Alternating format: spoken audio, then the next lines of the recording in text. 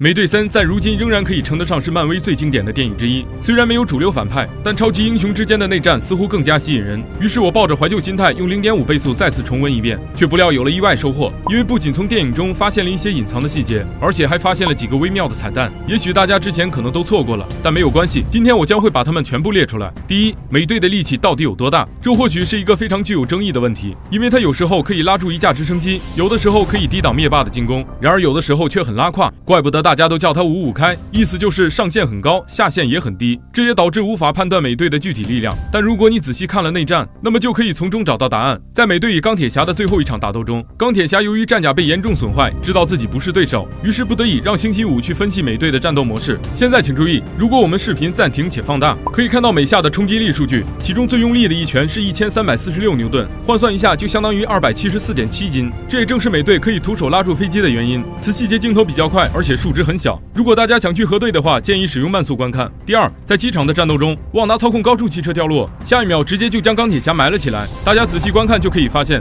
钢铁侠左臂其实被一辆车砸中，然而在随后的镜头中，左臂受伤的细节一直被延续了下去。我们可以在钢铁侠的头盔屏幕上看到他的左臂变红。对于一般的影迷来说，可能只会注意到钢铁侠本身，所以这些隐藏起来的细节很容易被忽略掉。第三，当猎鹰向托尼发射一个小型无人机时，现在请注意，通过暂停视频我们可以看到，托尼正准备部署一个网来将猎鹰困住，但不料被无人机先击中，从而导致没有捕捉到，所以就有了打空的这一幕。现在来看下正常的速度播放。Anybody on our side hiding any shocking and fantastic abilities they'd like to disclose? I'm open to suggestions.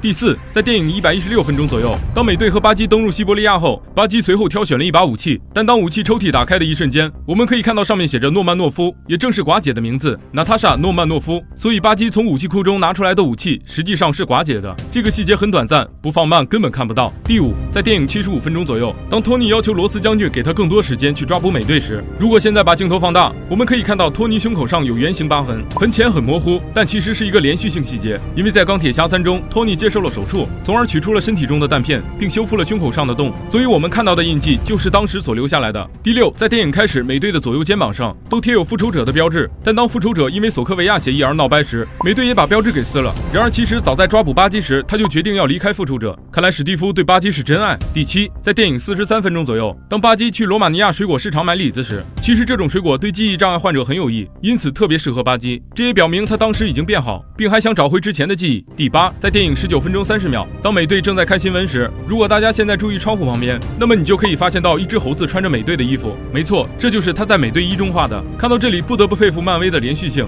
剧组依旧能把5年前的道具带到电影中。第九，内战开始前，钢铁侠和战争机器同时到达机场，大家先请注意看这一段，由于战争机器配备了许多重型武器，所以着陆的镜头很明显比钢铁侠晃动的更厉害。